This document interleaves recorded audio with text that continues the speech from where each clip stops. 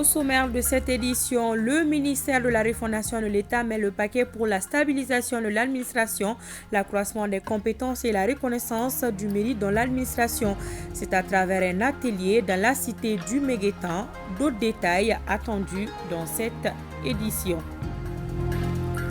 Après l'effervescence des préparatifs de la fête de Tabaski, le redémarrage des activités commerciales se fait petit à petit. Les commerçants préfèrent rester à la maison histoire de se reposer et reprendre avec force. Comment se présente-t-il quelques jours après la fête? La réponse sous peu. Voilà pour vous les titres. Merci de votre constante fidélité. Bonjour et bienvenue à tous. Les nouveaux membres de la commission de rédaction de la nouvelle constitution du Mali viennent d'être installés par le président de la transition, le colonel Assimi Goïta. La commission est composée de 25 membres, dont un président. Elle va travailler sous l'autorité du président de la transition. La cérémonie d'installation des membres s'est déroulée dans la salle des banquets de Koulouba. Le reportage de Garibou Pérou.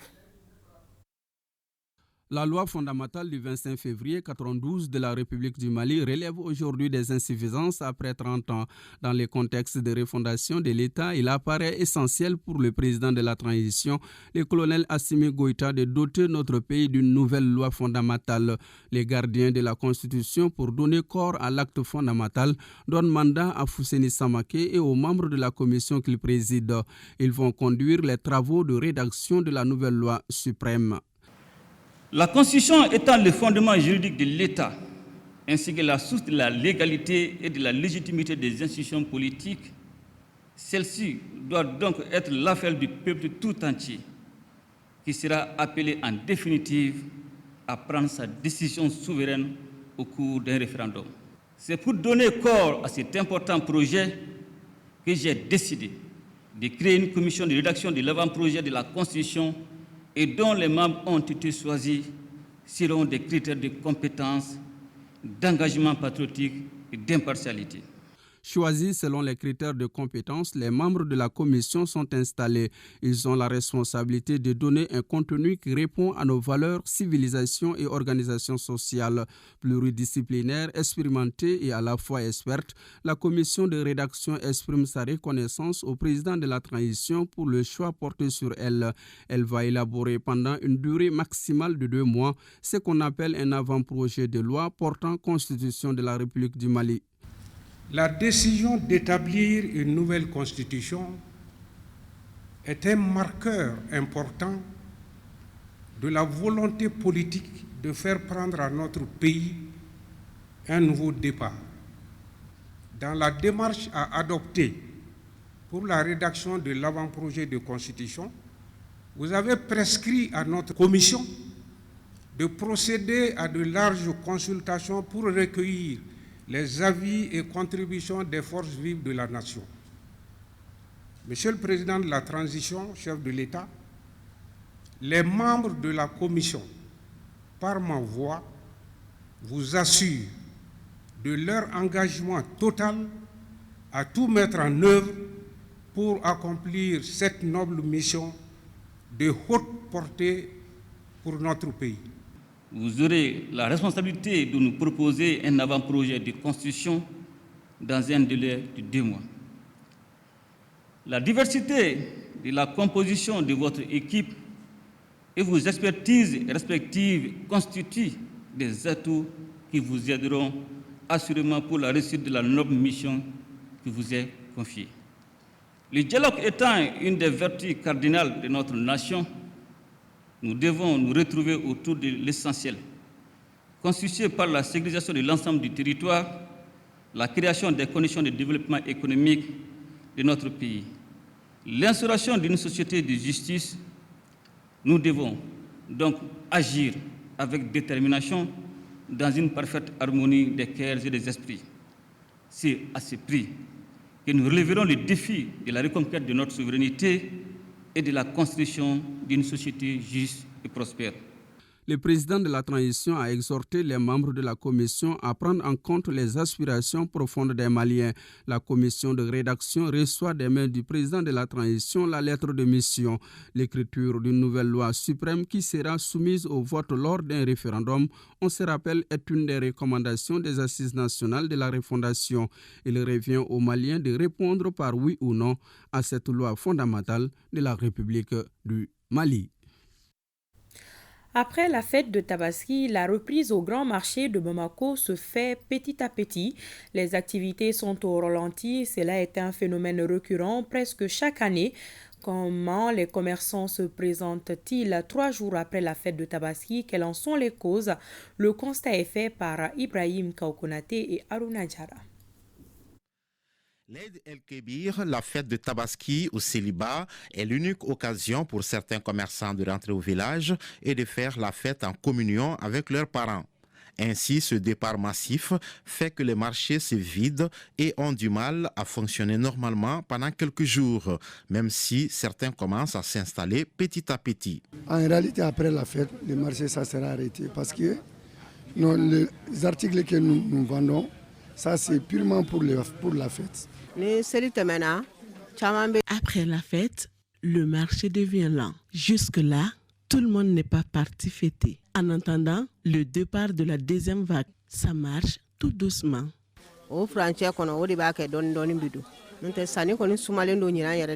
Par faute de clients, certains décident de fermer en attendant la reprise effective.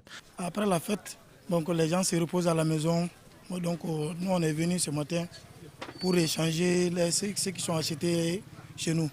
C'est peut que c'est des pieds gauche. Souvent aussi, les gens viennent, ça trouvait que les saucisses ne rentrent pas et qu'on va changer. On souhaite toujours avoir moins cher, mais bon.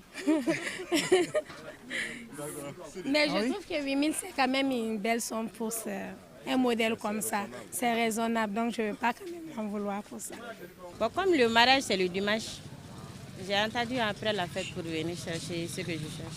Malgré le remembrement somnolent des marchés par les vendeurs et leurs clients, la difficile reprise des activités est pratiquement une tradition après chaque Tabaski. Le ministère de la Refondation de l'État, en partenariat avec le bureau d'études Amali Conseil, mène une étude sur la stratégie nationale de dépolitisation de l'administration dans les régions. L'objectif vise à rechercher des solutions pour la stabilisation de l'administration, l'accroissement des compétences et la reconnaissance du mérite. Le compte-rendu de Djemba Moussa Konati. Ce cadre d'échange entre le bureau d'études Amali Conseil, l'administration générale et les services techniques de Koulikoro vise à écouter, à recueillir et à centraliser les informations sur le concept de dépolitisation de l'administration et les stratégies à entreprendre pour améliorer la gouvernance au Mali. C'est de créer les conditions pour stabiliser l'administration, sécuriser les agents de l'administration, sécuriser les emplois, sécuriser le respect des textes qui régissent notre administration. Ce processus de refondation de l'État devra contribuer à la modernisation de l'État à travers celle de l'administration. Les organisateurs estiment que cette journée a été instructive pour eux. Ce qui ressort déjà des premiers entretiens, c'est qu'on donne le même contenu dans la politisation de l'administration. On a la même compréhension. On a donné les mêmes contours et le même contenu. Ce qui est malheureusement décrié comme pratique dans notre administration. Et un certain nombre de propositions de solutions ont été faites. Des propositions de solutions qui touchent essentiellement des questions de gouvernance. Les propositions et les recommandations qui seront assorties de cette étude seront traduites dans un plan d'action qui va être mis en œuvre sur une période bien déterminée de façon à stabiliser progressivement l'administration malienne. Les patrons de presse renforcent leur capacité sur la planification familiale et ses accomplissements au Mali. C'est dans le cadre du 2e atelier du projet Fonds de l'innovation et de transformation. Le FIT vise à promouvoir le droit à la santé sexuelle et reproductive. Astanso pour plus de précision. Ils étaient une vingtaine de patrons de presse, acteurs de la société civile et défenseurs des droits à la santé sexuelle et reproductive à prendre part au 2e atelier du FIT Fonds pour l'innovation et la transformation. La présente rencontre a servi de cadre pour permettre aux différents acteurs de faire le point des 6 mois d'activité sur les questions spécifiques de la santé sexuelle et reproductive. C'est vrai, nous sommes à 6 mois, mais les résultats de fin de cette phase pilote, il faut le préciser, c'est une phase pilote, vont permettre de déterminer si on a atteint ou dépassé de façon scientifique. Mais si je peux estimer, on peut dire qu'on a largement même dépassé cela. Le projet, c'était aider les journalistes à écrire sur des sujets de droits sexuels et de santé, de la reproduction. Aider les journalistes comment à devenir sensibles au genre, mais ensuite comment être un média de droit. Le projet FIT, bien qu'il aborde un sujet d'intérêt national, sa mise en application a été soumise à certaines contraintes. Chaque mois, nous perdons 210 femmes suite à la question de la santé et de la reproduction. Imaginez-vous combien on perd par an.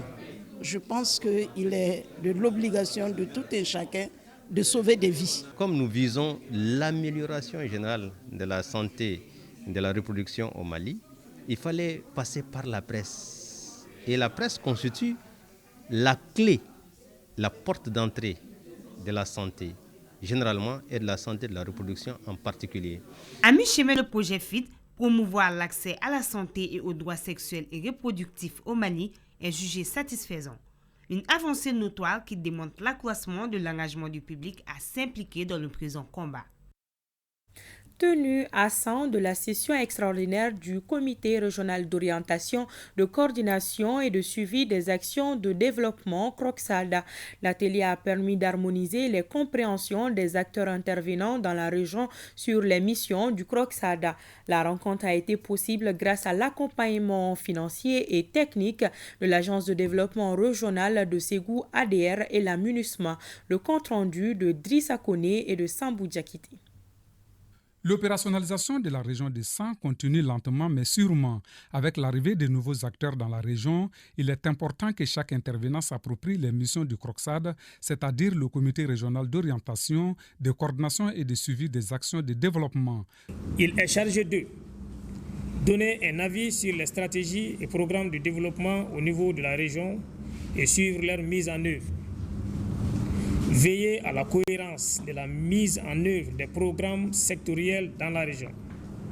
Formuler des recommandations tendant à assurer une bonne exécution des 10 programmes.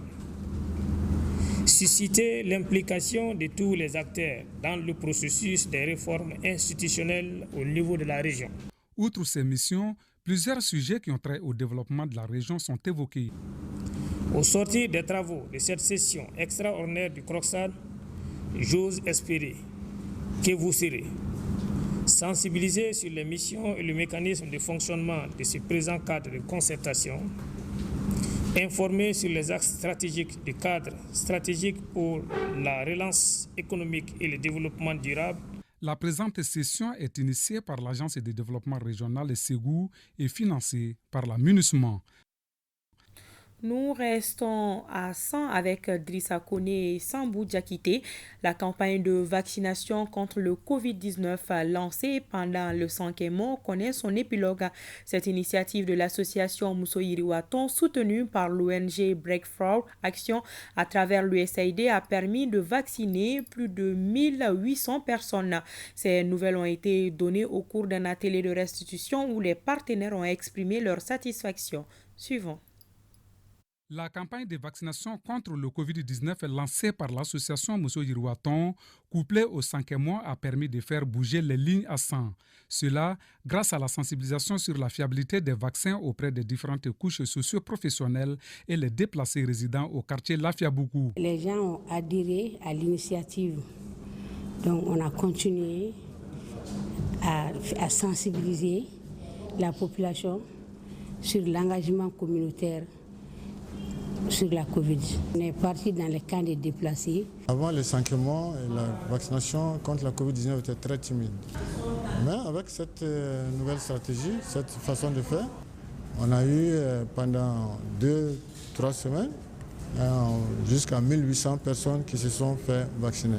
Ce résultat obtenu en 3 semaines a bénéficié de l'accompagnement technique et financier de l'USAID à travers l'ONG Breakthrough Action. L'appel que nous avons à lancer, c'est de demander à cette population de sang, en tout cas de continuer la vaccination, de ne pas vraiment baisser les bras. Les autorités régionales de sang ont souhaité la continuité de cette dynamique enclenchée.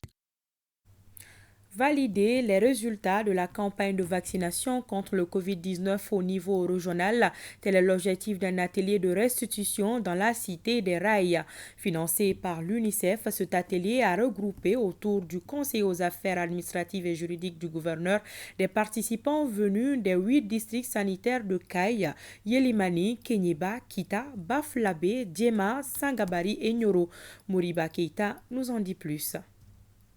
Dans la cité des Rails, plusieurs campagnes de vaccination ont été organisées. Malgré ces efforts soutenus, le taux de couverture demeure faible dans la région. À la date du 20 avril 2022, 67 468 personnes étaient complètement vaccinées, soit un taux de couverture de 4,96%. Nous organisons les ateliers de restitution, c'est pour voir quelles sont les difficultés de mise en œuvre pendant la campagne de vaccination et proposer vraiment des solutions pertinentes. Afin d'atteindre l'objectif souhaité d'ici la fin d'année 2022, qui est de 70% des personnes âgées de 12 et plus, la Direction régionale de la santé, en partenariat avec l'UNICEF, est en droite ligne des recommandations du plan national de déploiement des vaccins contre la Covid, organise les campagnes de vaccination. Je ne doute point qu'à l'issue de ces travaux, des points d'action et des recommandations fortes seront dégagés pour améliorer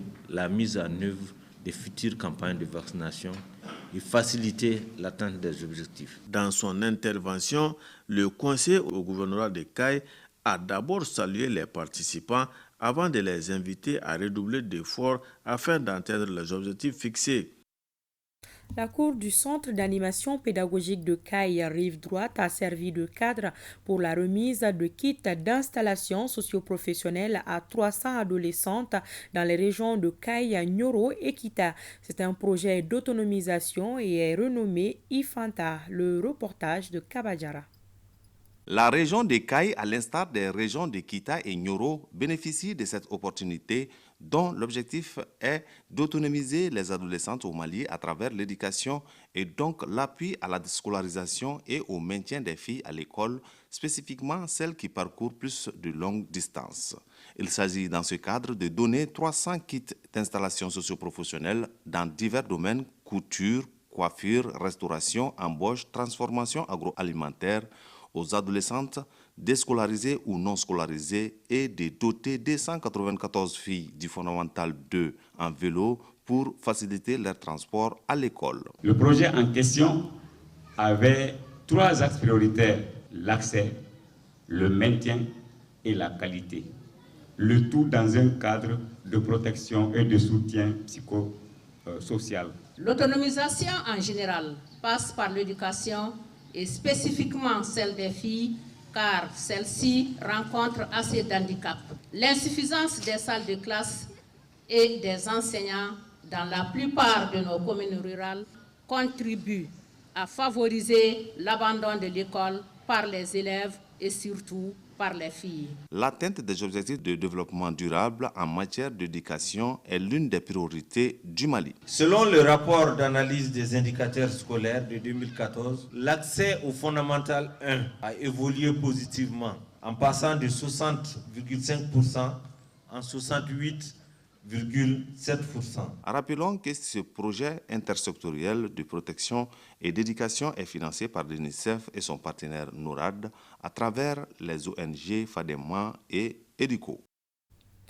Avec plus d'une centaine de jeunes filles et garçons formés, le centre de formation professionnelle en coupe et couture Farafina Dambé vient encore de mettre sur le marché de l'emploi 15 nouvelles jeunes filles avec des compétences en coupe et couture et en fabrication de bogolan. Une réponse à la question de l'insertion socio-professionnelle d'une jeunesse locale qualifiée sur le marché de l'emploi à Sikasso. Les précisions de Moussokoro Sérémé et Amadou Dolo. Des couturières et fabricantes de borolan local, qualifiées et prêtes à s'installer à leur propre compte pour certaines et à être employées pour d'autres. Elles sont 14 jeunes filles au total à valider leur certification dans la coupe et couture après 3 années de formation. Et cette 5e promotion du centre de formation professionnelle Farafina Dambé porte le nom de Youssouf Samaki. Ça, c'est un honneur. C'est une promotion que j'ai très admirée par leur courage, leur entente, leur intelligence. Dans l'artisanat, bien dans tout le travail, c'est la qualité qui prime. Les connaissances que nous avons acquises dans ce centre vont nous permettre de faire face à nos besoins, ne serait-ce que coudre les habits de nos familles respectives. Cette formation nous aura servi à quelque chose. Tracer le chemin de sa réussite à travers son insertion socio-professionnelle. C'est le défi qui se présente désormais à ces jeunes filles et la promotrice de motiver le sens de son projet. Ce centre a été créé avec pour seul objectif de partager notre savoir-faire et notre connaissance avec les jeunes filles, surtout celles qui n'ont pas avancé dans les études. Une manière de les aider à s'insérer dans la vie socio-professionnelle et à être autonomes.